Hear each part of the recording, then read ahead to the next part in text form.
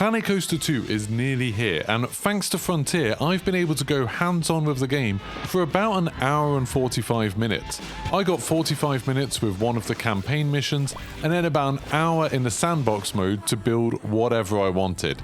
And I am super impressed with what I've seen so far. In this video, I'll talk you through some of the things that I was doing in my hands-on time and my thoughts on some of the changes from the original Planet Coaster. As a heads up, I did really like Planet Coaster, but I haven't played it very much for quite a long time. I played it a bunch at launch and then not much since, so I might have misremembered some things that I think are new for Planet Coaster 2. Maybe they were in the original game and I just never noticed them. But I am a huge theme park fan. Actually, when this video goes live, I will be in Thorpe Park to go on Hyperia because I'm super excited to go on that new roller coaster. I go to theme parks all over the world, so a lot of my thoughts on the game are kind of connected to that. How well does it represent the way theme parks work in the real world? That's enough chatting, let's get on with the game. So for the first 45 minutes or so of the session, I got to play a campaign mission. They said this was from chapter 3 of the campaign, and the basic setup was a little bit weird. Basically, there was a theme park that was split into two halves. One half of it was owned by this kind of guy who seemed to be a villain, maybe, of the campaign story. I'm not really sure what was going on there. But on that side, he had some pretty tight requirements about what I was and wasn't allowed to do. And then on the other side, you could kind of do what you want. I was asked just to kind of aim for the bronze medal. So I think all of the objectives were kind of aimed on building in what was called Kenta's side. Kenta was this villainous character. And it was really focused on building the new swimming pool stuff, because that's probably the biggest change to Planet Coaster 2 from the original game, is that now you can build swimming pools, you can build water slides, loads of stuff like that. So that was the aim. But the first thing that I wanted to mess around with, which is I think probably one of the biggest changes for a lot of people who are familiar with the first game, is the pathing. Pathing has changed dramatically, and it sounds really boring. It sounds like something that maybe wouldn't be that exciting to do. But basically, the way pathing used to work in Planet Coaster, you kind of always were laying down individual paths. So individual places, routes that people could go on. And in real theme parks, that's not really how it works. Like in normal theme parks, you normally have large paved areas, and guests can kind of wander around and explore as they want. And often you'll find shops in the middle of a big paved area and some picnic benches and some bins and things like that. And then you'll often have rides going off from that. So here you can see me messing around with some of the pathing tools. We did get given a little guide to go along with it, showing us what some of the keys were, but it didn't really go into detail about how to do it. And a lot of this stuff is very new, so it was taking me a little while just to kind of work out what was going on. For whatever reason, it felt like I couldn't change those dirt paths that were coming from the entrance into the parks. I've got no idea why, it just wouldn't let me edit those at all. So I have that weird transition from kind of a dirt path to the tarmac, and I couldn't work out how to do anything about that. But it is really nice that I can make these plaza areas. Like, it seemed really cool. You can see here, there's a special brush tool now on the paths where you can select a different style of path, then use the brush tool and just edit anything you've already laid down, but it wouldn't let me edit the stuff that already came as part of the scenario. I spent way too long on that, so let's skip ahead a little bit. So here I started trying to put down the first pool, and I was trying to work out how to rotate stuff. I think you just press Z and then you can move it around on a wheel. But this was one of the blueprint pools. So the game comes with blueprints for everything from like shops and pools and roller coasters and flat rides, and they come with little bits of scenery and little bits of like utilities attached to them already. And you can see here the pool that came as a blueprint. This was the wave machine pool, so there are wave machines in the game. It seemed really tiny to me, like this seemed really small. I'm used to going to water parks attached to theme parks like Universal's Volcano Bay or Disney World's Blizzard Beach, Typhoon Lagoon, or there's one at Portaventura that I can't remember what it's called. And generally the pools are quite big there. You'll have a large like pool area and then lots of smaller things like lazy rivers and slides coming off from that. So that's the sort of thing that I wanted to construct. And you can see up here on the top right, I've got the pool tools out, and you can stamp different types of areas that you can use for the pool. So here I'm just using a square one, and then as soon as you click it down, you then get a grid appear related to that one, and you can kind of line things up nicely and just stamp the pool out. You also get different depths, so you can see here I change it. There's like a diving depth, a shallow depth. I decided I wanted a shallow depth at one end so people could just kind of walk into the pool basically. And then you can go to a wading depth, which is just kind of up to your sort of like midriff maybe, just above your knees, so it's kind of people can walk through it slowly. And then you can also put it down to swimming and even down to diving, which is the deepest depth available. And again, I'm trying to do all of this in terms of how I think a real pool in a theme park would work. So generally they have that kind of beach idea where you've got it very shallow going to being much deeper at the end. You can also do the same kind of brush thing like you could with the path. So you can see here, I'm changing the tiles at the bottom of the pool. You can change the edge of the pool, whether you want it to look like wood or to have that kind of plasticky effect that lots of real pools do have. I did notice in some of the screenshots I'd seen before the game came out, people seemed to see that there was kind of a beach effect that worked really well, where it's a very smooth gradient between the different depths. That might be possible, but I couldn't see a way to do it. I was actively looking for it and I couldn't see a way to do it. Also took me a little while to find this little menu. It's pool extras. There's a lot of menus like this where there's like path extras and pool extras. So just like things that you would want to add on. So here I wanted to add a diving board on. I saw there's some wave machine bits. So you don't just have to build a separate wave machine. You can just add these into a section of the kind of whatever pool you want and it will create waves.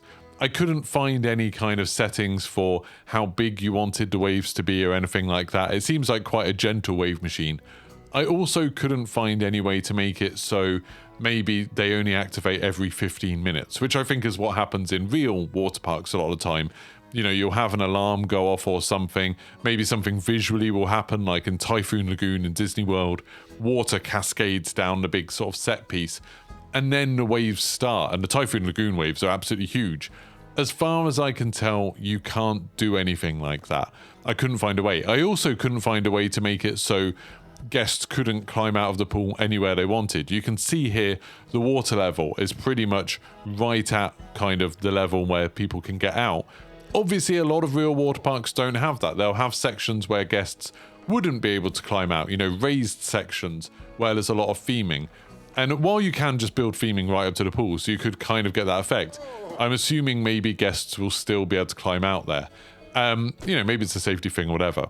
I did really like this where you can put down lifeguards and you can choose like how high their chair is, which will affect kind of how far they can see. And then you want to try and cover your pool so every part of the pool is seen by at least one lifeguard. I think this was pretty realistic. They've done a good job of doing the areas. So I think a pool this size, having like, maybe 4 to 6 lifeguards would be pretty realistic. This was another thing that I wasn't so keen on. So here I'm putting down some of these like inflatable rings and you can put a storage thing for them to put on. As far as I could tell, guests don't use these. So you can put an inflatable ring down. I didn't see any of the guests just going over and picking one up. You can put the life rings down next to lifeguards. I didn't ever notice them actually using anything like this. They all seem to be just static things that you can put around. There's also a cool little lazy river jet that I'll use a little bit later, you'll see.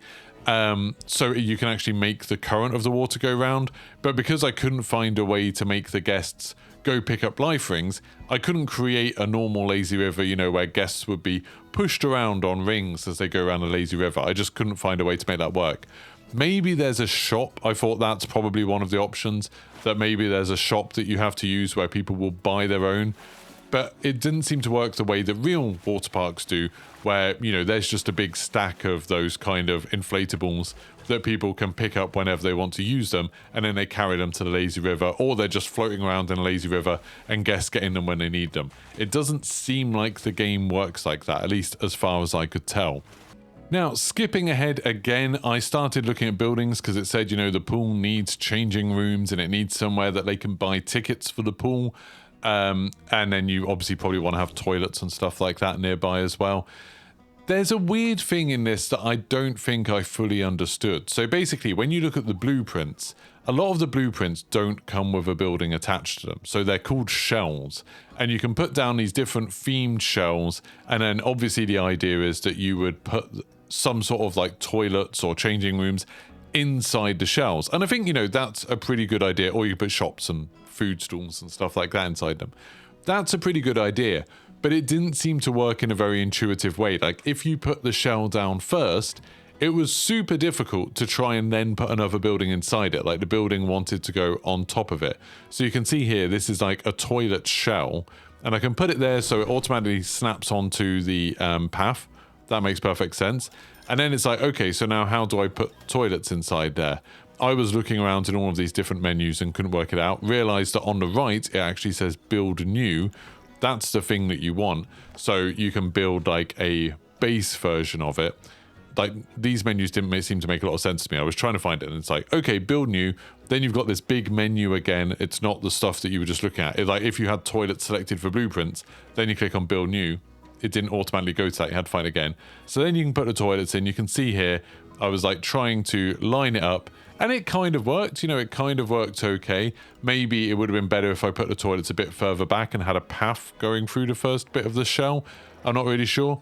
But sometimes when I use these shells, the actual thing that I wanted to put in them, whether it's a shop or whatever, would seem to kind of float on top. So you'd have to try and use the height thing, but then it would also be snapping to everything. It just felt a little bit awkward to use. I would kind of prefer it maybe if the shell already had something built into it where it's like, okay, here's a position where a shop will go or where some toilets will go. And then you could just like select what you want to go in them. So here you can see I'm trying to put in the guest services shop. And then you can see sometimes it snaps into the place and then sometimes it's going on top. I had to find like the exact right place to put the mouse in order to make the guest services shop go exactly where I needed. It's not a huge thing. It's just like a weird, awkward method of doing it. And I feel like it would be much nicer if you could just select a shell and then just choose from a drop-down menu. Okay, this is the shop that I want to go in there. Right, this is another thing that's now brand new to Planet Coaster 2, and that is power. So you need to power your structures, your shops, your rides, things like that. You also need to handle water cleaning, so you need water to be attached to pools.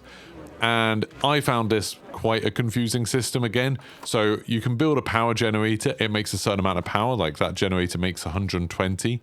You can also build solar panels if you want something that's a bit greener. I didn't see how much power they create. And then you need power distribution. So I built the generator a bit further back away from the crowd so they wouldn't see it. And then I built the power distributor and it still wasn't powering the building. And I was like, oh, okay, so you need to connect the power generator to the distributor. Fine, that makes sense. And then I thought maybe you would then need to wire up the distributor to some of the buildings. So you could see there's those red dots dotted about.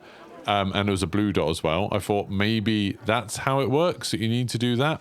I also wanted to put the water pump somewhere, and then there's a water distributor tool as well. And I thought, okay, maybe the toilets and the changing rooms probably need water connecting to them. That didn't seem to work.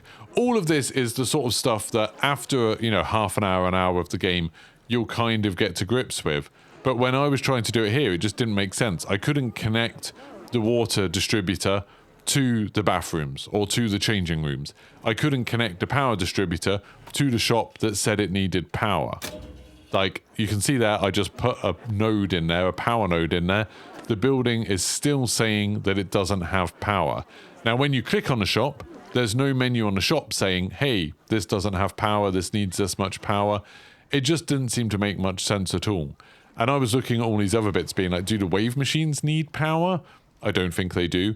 It seemed really inconsistent, like what things needed power and what things like had power at any given moment. So here I put a water distributor here and you can see there's a big circle around it. So I figured, oh, okay, so that probably means everything in range of that circle, that's getting cleaned. And you can see there the water cleanliness was going up because that part of the pool was covered. I didn't really understand here whether you needed to try and cover the entire pool with a water pump. I don't think you do. I think that as long as one part of the pool is in there, then that's the place where, dirty water is getting taken out and clean water is being pumped in. I don't think you have to cover the entire pool with them. But I could be wrong. There just seems to be like a percentage of like a rating for how dirty the water is. And then you can kind of put some sort of water pump near it and that will slowly clean the entire pool and increase the rating over time. So yeah, that's an entirely new system, the power and the water thing, And right now, it doesn't seem very intuitive to me. I'm guessing in the real game when it comes out, there'll be a couple of missions near the beginning that will teach you how all of that stuff works and how many power generators you're likely to need, how you connect everything up to the power and stuff like that. I think what really happens is you just need a power distributor near the buildings that need power. So you'll just put it out back for the buildings that need power. In my mind, it seems like you need to put the power distributors maybe a little bit too like frequently, if that makes sense. Like you need to have more of them than I think you'd probably need in real life. I think the way that the Jurassic World games did, they did a really good job where you only needed sort of one power thing for an entire base basically, and everything would just connect to it underground automatically.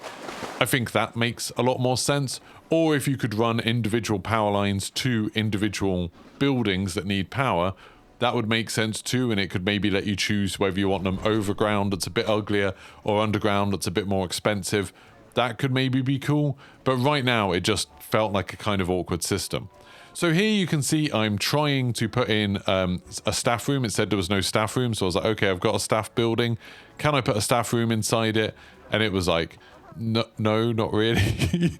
Like it really didn't seem to like this, because if you change the height of it, it then resets as soon as you move it. So you can change the height and then you rotate it a little bit and it immediately resets.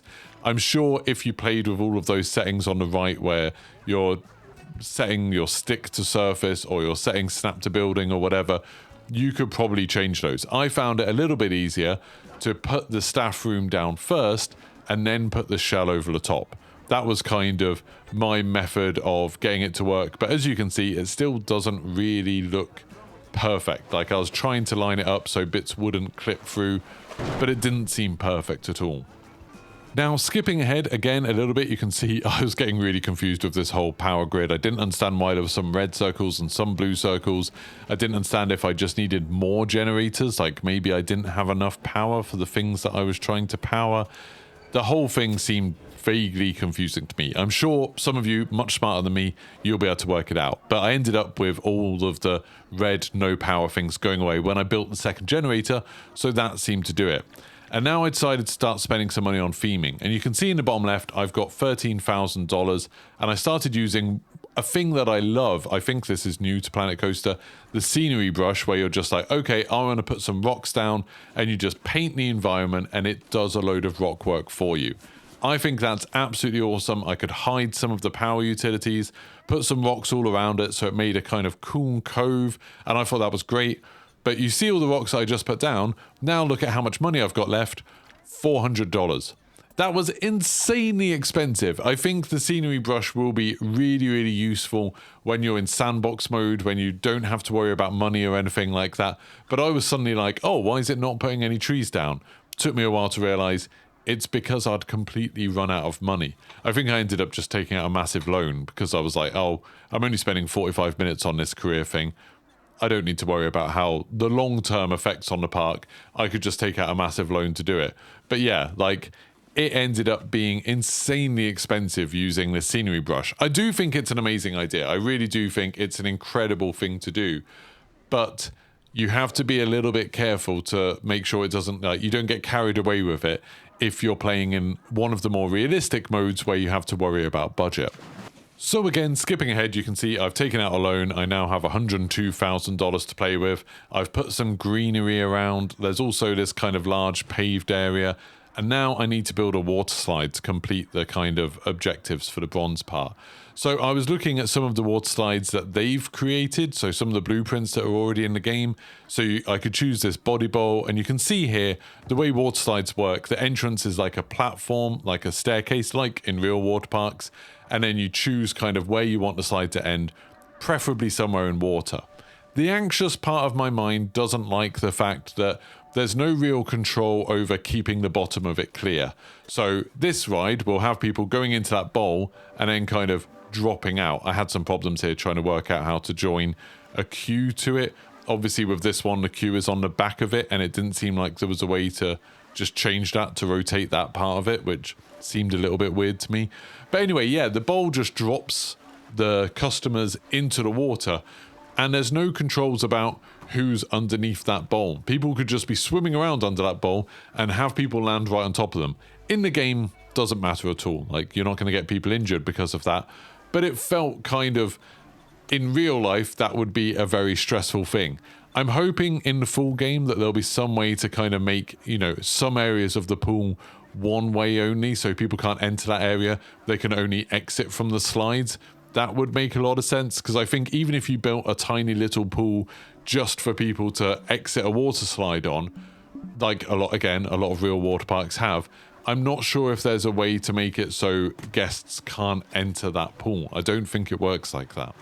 But you can see here, I've made a queue. The queue doesn't auto-delete stuff that you've put down with that terrain brush, so you then have to go through and edit the scenery that you've put down using it. But here I have a queue. There's no kind of staff member at the front of the queue and no automatic sign saying what's going on. You do have to test your water slide, and you can see they use these dummies, which I assume they probably do in real life too. I think it's a bit of a shame with the queues that there's not like an automatic little sign. You know, like back in the days of Roller Coaster Tycoon, wherever the queue meets your path, there's a little sign saying what the ride was and you can customize it and stuff. Obviously in this, you can build your own using all of the tools. It's just when I'm playing the career, I'm not always wanting to spend loads of money on scenery and loads of time on it. So I would kind of prefer it if maybe that happened automatically. Again, maybe there's an option for it and I just missed it. I didn't get a huge amount of time with the game. But here you can see that there's an event sequencer for this, so if you want animatronics and stuff to activate, or fireworks, pyrotechnics to activate when people are at a certain point of the slide, you can do that just like you can with a roller coaster back in the original Planet Coaster. You can edit all the different sort of parts of the ride, so you can change the way it looks. You can add bits of scenery to it if you want as well, so you could add like rock work around it or bits of wood or whatever you want. And then you can open up the side and you can see there's a staff member up there automatically who will kind of watch people as they get onto the slide. I like that that's there. I just kind of wish there was also a staff member at the exit to the slide, like in a lot of real water parks, or someone at the entrance maybe to the queues just saying what the ride was, or just a sign, like I said. But now you can see I've got a lot of guests in the park. They're using the pool. They seem to kind of be willing to go and buy a ticket, queue up and buy a ticket, and then they can go and enter the pool. I didn't really see people climbing in and out. There just suddenly seemed to be people there, but I'm sure there's some sort of animation. People wanted drinks. I saw people weren't going on a slide because they were preoccupied with wanting a drink. So you can put down these ones that do come. They're not shells. They do come with some theming and a shop already attached to it, and they're in the kind of generic theming section. So they're the Planet Coaster theming, where they all look like this. It's kind of cool. Like if you just want to do something quickly, it looks nicer than just putting down the bare bones shop, but it has, you know, a little bit of a fancy sign and stuff like that. So that's cool. Now, jumping ahead a tiny bit again, you can see one of my objectives was to make another slide, so I had to build another slide. So I decided instead of using a blueprint for this, I would make my own slide. And you can see here, I didn't quite work out why I couldn't work out where to put the entrance. It's because you attach it to a platform that already exists. And I think this is really cool. Again, this is a realistic thing, how water parks work. Often there'll be one set of stairs that will then spread out to like 4 or 5 slides. So you could do that. I didn't realize this type of body slide, you can't go around corners in it. It's just one of those ones that go up and down. So when I was building this, there was no way to turn it at all. So I would have had to build another pool for it to end. So I quickly stopped that one and then turned it around.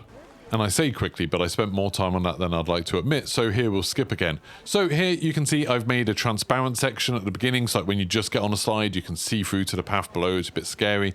And then you can choose the sort of like angle of all the different bits of the slide, and you also have to choose a specific ending, which can be above the water level, like a real slide, and then obviously people will drop out. I didn't experiment with things like, okay, can you make someone drop 50 feet to the water below? I've got absolutely no idea. I didn't want to mess around with too much because they were sort of at this point saying, okay, you don't have that long left with it, so we need to make sure we're hurrying up. So I wanted to make sure the slide worked. I could test it, seemed to be fine, open it up straight away, and it's quite nice now. You can see how quick that was to getting real guests on it, because people were already going up the stairs, and then I think they choose which slide they want to go on, and they were going on this one, and they could just like drop into the water and then swim away. And there's like a sort of smooth animation for them to do that, which was cool. And you can see here, it doesn't look like guests are sort of hitting other guests when they get into the water or anything like that. No one's swimming directly under the slide, so maybe that's automatically. And just like rides, you can choose... That guy's risking his life there, just bobbing around at the bottom of the slide. But you can choose to ride on it just like you would a normal roller coaster or anything like that, or a flat ride in the previous game. You can choose to ride on your water slide with a sort of... as if there's a GoPro attached to the guests, which I think is pretty cool. Now, I needed to build some other rides, so I had to kind of increase, I think, the level of the park or how many visitors came to the park. So I decided to put down a flat ride, and you can see here, there's like a teacups type thing, but it's a blueprint, so it comes with a load of theming that's attached. And you can see how many different objects you can attach to something. Like this has a full fence all the way around it, loads of these Viking shields and lamps. You can scale all of that up and down. It's got some figures in the middle of each sort of like group of teacups. I really think the sort of theming you can add to each ride is a huge upgrade for Planet Coaster 2. It really means that you can make rides to whatever theme that you're using for the rest of the park, which is cool. Rather than having to be like, oh, well, I want this ride, but this is like a futuristic theme, so I can't put it in this area. Instead, now you can decide which one each one goes into. And obviously, I had to put power to it because rides need power, so I had to put another generator and then another distributor. Again, I'm sure there's probably a better way of doing this in the finished game. Now, this is towards the end of this section, so I'd already got the bronze medal for doing the pool and having the right number of guests in the park. I decided to go for the silver, where it said build a coaster. Decided to try and build one of these Gerstlauer Limitless coasters. They give it a funny name, like they have a name that sounds a bit like Gerstlauer. Then instead of it being an infinity coaster, which is what the real model's called, they call it a limitless coaster. There's loads of stuff on there where if you're like a theme park fan, if you're a bit of a nerd for all of the makes and models of different roller coasters and stuff like that, there's tons of puns, so you can kind of see what it is, and then there'll be a little bit of a play on words to try and make sure they're not breaking any copyright. But this is clearly, you know, an infinity coaster. Think things like the Smiler at Alton Towers. It's that kind of thing. And for this coaster model, you can do the vertical chain lift, which is, you know, a real thing these things have. And then at the top of it, you can actually choose to go into a beyond vertical drop, which I think looks really, really cool. It's a huge piece, but that looks really cool. That looks like real Gerstlauer Infinity coasters do in real life, or Eurofighters. I never really know what the difference is between an Infinity coaster and a Eurofighter. I think Soar at Fort Park is maybe a Eurofighter. And that has this kind of drop. So anyway, and then you can choose what you put in. At this point, I was kind of running out of time. They were saying, oh, we only had 5 minutes left. So I started having a quick look at the different loops and things like that, because the silver thing said at least 3 inversions. And you can obviously do all the same stuff you could with Planet Coaster before. So you can scale up the loops if you want to. You can change the size of these. All of the roller coaster stuff is pretty much kind of what you'd expect with Planet Coaster if you've played Planet Coaster before. The only thing that's different is you can see here the smoothing settings. When you're choosing a loop, you can choose how smooth you want it to be and kind of the scale of that. So if you want to have something that's maybe very low speed, you can turn the smoothing down and have like a tighter turn or something. But if you want it to be smooth and you're just making a really big coaster, then you probably want to turn the smoothing up a little bit. But we'll end this one here because this is kind of where the demo ended, and we'll switch over to my sandbox park. So here is the beginnings of the sandbox park. So you start with like a little bus park and then an entrance, and you can see here I'm just messing around because I can actually change everything in this park. I can do what I want. I chose the temperate one. You could choose like if you wanted a tropical park, or I think maybe like a snowy park, you could also do that. I chose a temperate one, so thinking like an English park or European park, they often look a bit like this. And here I'm just messing around with the path settings again. I had a lot more freedom with this one because there weren't particular objectives, there wasn't a budget. You can see I've got unlimited money at the bottom. I do think it's a little bit weird with the stamps that there's a square, a hexagon, an octagon, or a pentagon. There's no circular stamp, which I think is a little bit of a shame, because lots of places like the Disney parks use loads of circular areas. And also the stamp, you couldn't scale it up very far. Like that's the biggest stamp you can possibly use. Now, obviously, you could use all of these different tools that they have to make a much bigger plaza area. That's absolutely fine. It doesn't cause any problems. But it's a shame that you can't just be like, okay, I want a giant circle and just plonk that down in the middle of your park. That's not an option for some reason, and I don't really know why that is. But for this one, I decided to sort of make a big kind of, you know, hub and spoke style layout for the theme park. And then I paved a big rectangular area, which is where I was going to put my pool down. Because I still wanted to mess with the pool and mess with the slides and the flumes and things like that. But now I had a bit of a better idea of how it worked. I decided, okay, now I can put down a changing room because I know I need that. I need a booth where people can buy tickets. And I need some toilets. Like, that all makes sense. And then I was just going to put a shell over the top of it. You can also put a little guest services counter where it's a bit less formal. Like, instead of having a building for it, you can just put down like a little counter somewhere next to your pool where people can go get their wristbands or whatever it is they get. So now I was just going to put a shell over the top. Then I realized my problem that, oh, you can't actually put a shell down which has 3 slots. There's no blueprints made for that already. Instead, it's just 2. So I had to try and kind of find a shell that would work with the buildings that I wanted to put down. So this one, you could see, okay, it's got 2 entrances and then this little kind of, I don't know what you'd call it, an outdoor area on the side. I could put this down and this looked okay, I think. It didn't get in the way of anything. It looked kind of nice.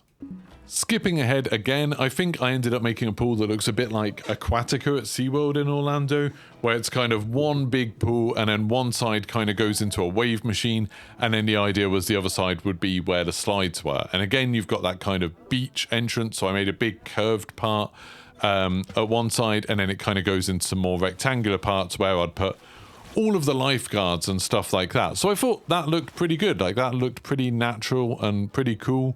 And I was trying to make it so I had all of the different depths. Then you can also use the line builder. And you can see how I switch it to curves. And this was going to be my lazy river.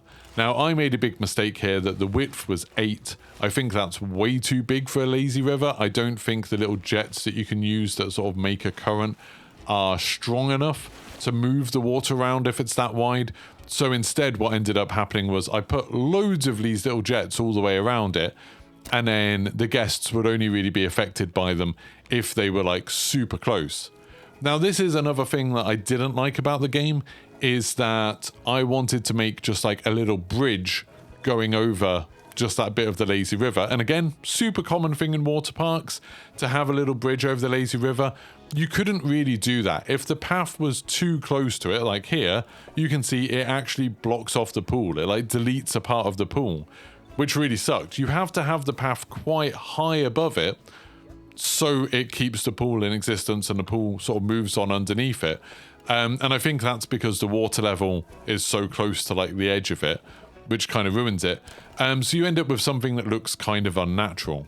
So skipping ahead again a little bit, you can see here just how high that path is so the guests can still go underneath it. And I think that looks a little bit kind of silly.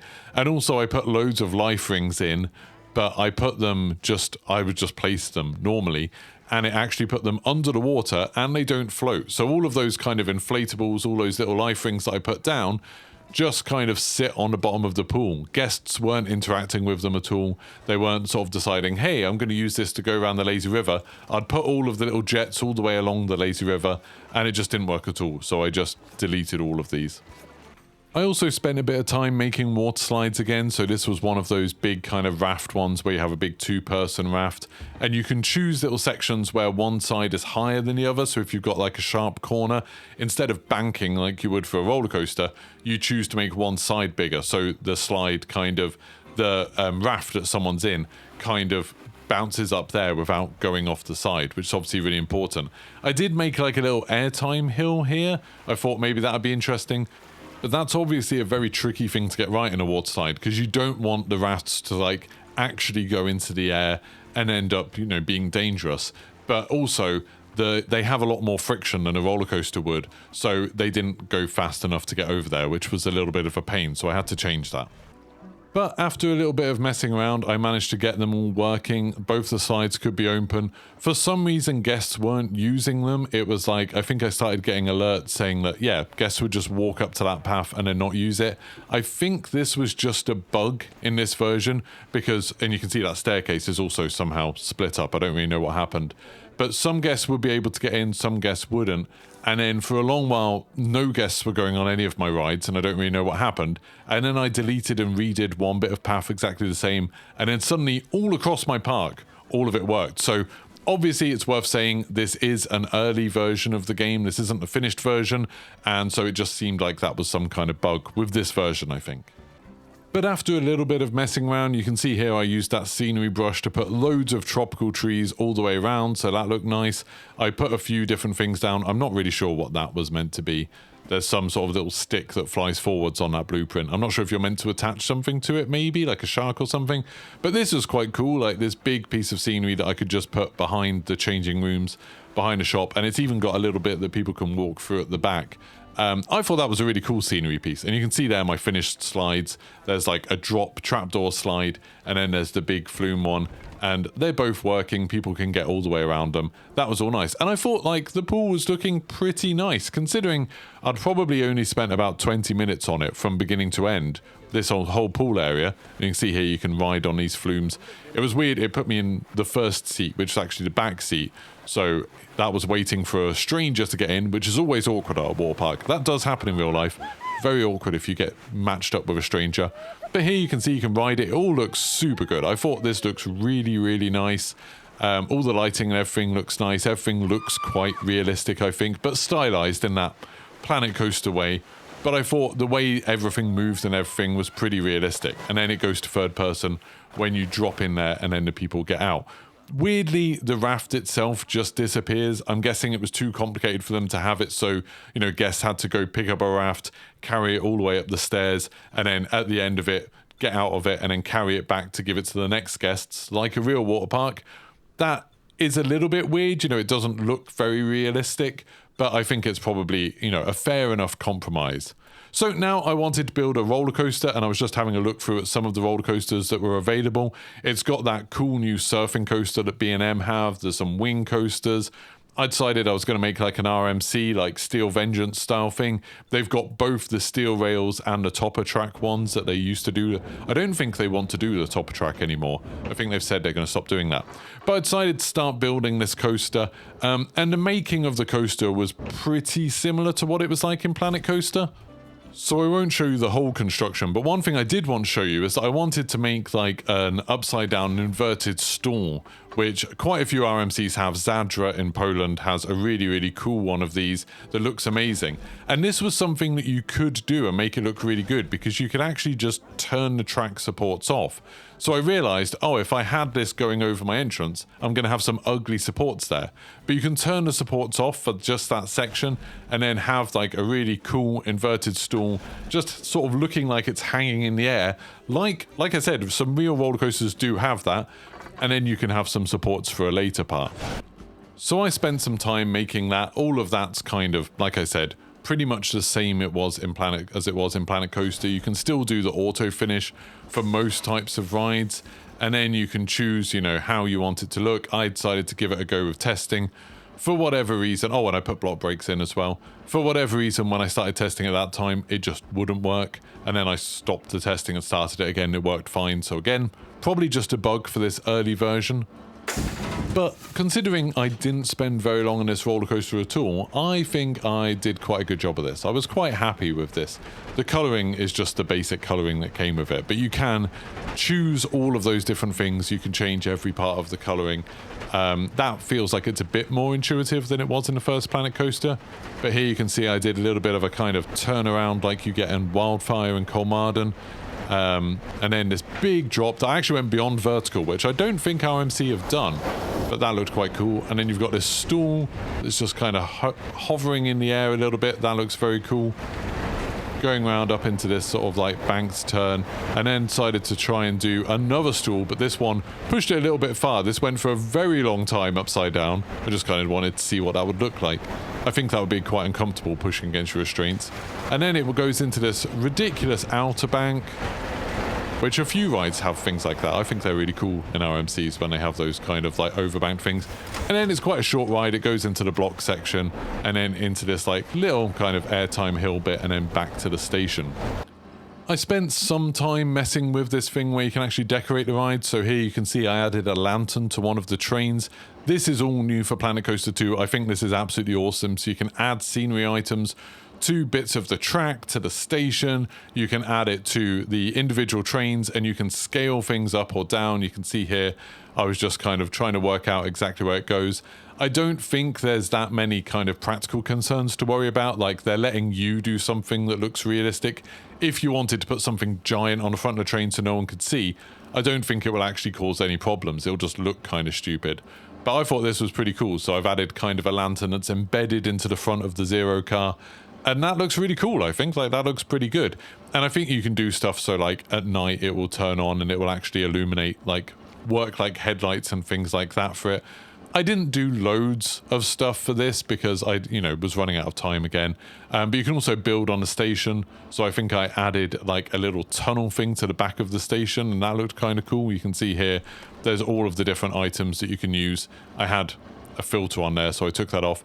But you could add like a canopy. So maybe if you wanted to imagine that your park's in a really hot environment and you want to give the operators a little bit of shade, then you can put that up there. Again, there's still just the operator at the front of the train. They don't help people sit down. They don't check restraints or anything like that. Also wanted to add this little aquatic canopy. I thought this was quite cool for something for like the train coming back into the station, a bit where people weren't going to be loading onto it. That was kind of cool. There's a few other weird things with the game, like there's still not the same number of air gates as there are seats on the car, rows in the car, so that feels a little bit weird. People don't like load into the trains properly. They don't have to worry about baggage store or lockers or anything like that. They've kind of still streamlined all of that stuff, because I'm guessing it would be incredibly complicated in terms of animations and probably not that much fun to do. So that's pretty much it. I was getting told at this point that I had 2 minutes left with the game, so I didn't have very long left. I started trying to mess around with what you can do with rapids. You could see you could do like lift hills and drops and stuff like that, which was very cool. But yeah, overall, I really enjoyed the little bit of time I got to spend with Planet Coaster. Obviously, a game as complex as this, an hour and a half to 2 hours isn't a huge amount of time, especially split over making two different parks.